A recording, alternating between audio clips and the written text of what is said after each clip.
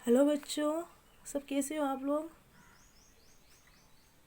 I hope आप लोग सब ठीक होंगे और गर्मियों की छुट्टियां एंजॉय कर रहे होंगे। बच्चों, मैं हूँ प्रियंका शाह और स्वागत करती हूँ आपका अपने YouTube channel math with Priyanka पे। बच्चों, ये हमारे चैनल का पहला वीडियो है और आपको मेरे चैनल पे वेस्ट बंगाल बोर्ड का मैथ का किस सब्जेक्ट का मैथ सब्जेक्ट का वेस्ट बंगाल बोर्ड का 9 और 10 क्लास का हिंदी में सॉल्यूशन मिलेगा। यूट्यूब में हिंदी में इसका सॉल्यूशन उपलब्ध नहीं है, यहाँ पर मैं आपको इसका हिंदी में सॉल्यूशन करके दूंगी। तो बच्चों, हम लोग सबसे पहले सिलेबस को समझेंगे। ठीक है, सॉल्यूशन करने से पहले हमें सिलेबस को समझना ज़रूरी है। जैसा कि आप लोगों का फर्स्ट समेटिव अप्रैल मंथ में ही हो चुका है, सेकेंड समेटिव जो हमारा आने वाला है जुलाई या फिर अगस्त में होगा, सेकेंड समेटिव है ना। तो सेकेंड समेटिव का जो सिलेबस है उसे हम लोग अच्छे से समझ लेते हैं। और बच्चों, आप लोगों को शायद पता होगा कि आपका जो समेटिव एग्ज़ाम होता है उसका पेपर बाहर से आता है बोर्ड के थ्रू। कुछ स्कूल में ऐसे होते हैं जहाँ पे स्कूल के ही टीचर क्वेश्चन सेट करते हैं, बट मैक्सिमम एटलीस्ट 80% स्कूल में बाहर से क्वेश्चन पेपर आते हैं।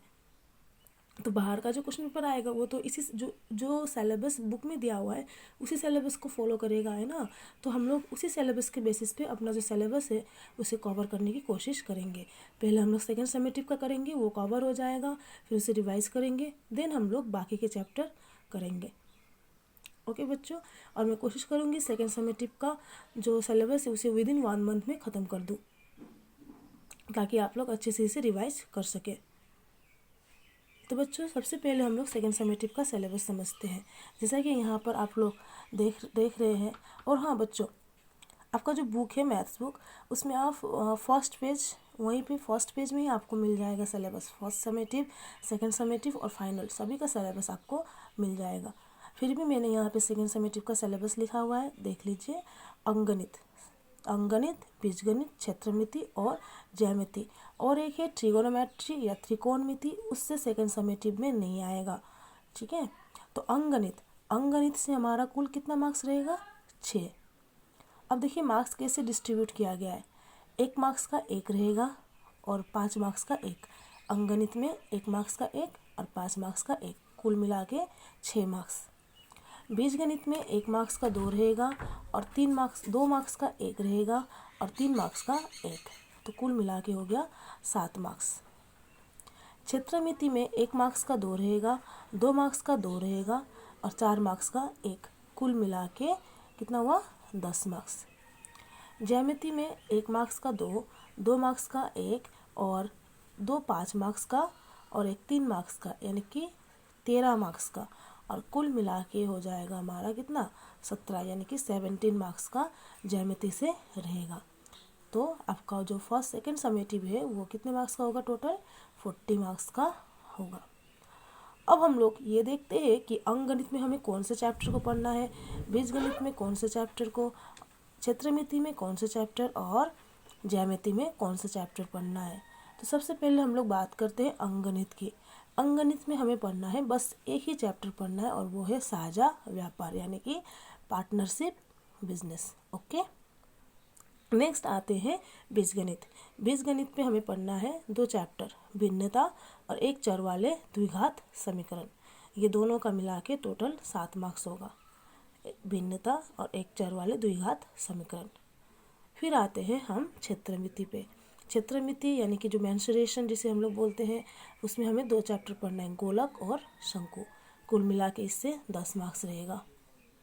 देखिए इसका जो लॉन्ग क्वेश्चन होगा ना, लंबा जो डिस्क्रिप्टिव टाइप होगा, उससे दोनों में से एक एक पूछा जाएगा।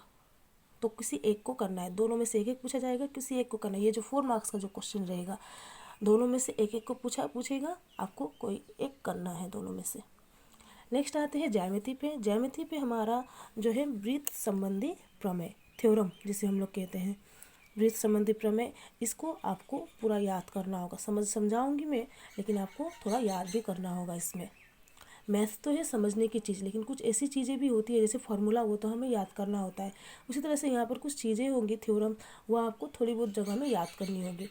प्रमेय, वृत्त संबंधी प्रमेय, फिर एक है समरूपता संबंधी प्रमेय। 2 चीज़ों के बारे में हमें पढ़ना है, वृत्त संबंधी और समरूपता संबंधी प्रमेय। इसमें से आपका 3 क्वेश्चन रहेगा, 3 में से 2 बनाने हैं, ठीक है, 3 में से 2 बनाने हैं। और एक त्रिभुज का परिवृत्त और अंतर्वृत्त अंकन जो काफ़ी आसान है, जो मैं आपको करवा के दिखाऊंगी, कंपास के थ्रू हमें करना है त्रिभुज का परिवृत्त और अंतर्वृत्त अंकन। नेक्स्ट है प्रयोग, ठीक है। तो ये रहा हमारा सिलेबस। आई होप कि आपने सिलेबस को अच्छे से समझ लिया होगा। अगर आपको फिर भी सिलेबस समझने में कोई तकलीफ़ हुई हो तो आप मुझे कमेंट बॉक्स पे ज़रूर बताएंगे।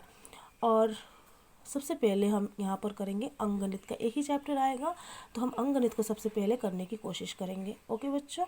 और हाँ, जो एक्सरसाइज होगा उसे तो हम लोग बनाएंगे ही, प्लस एग्जाम्पल जो होंगे, चैप्टर शुरू होने के पहले एग्जाम्पल्स दिए रहते हैं ना, उस एग्जाम्पल्स को भी हमें करना है।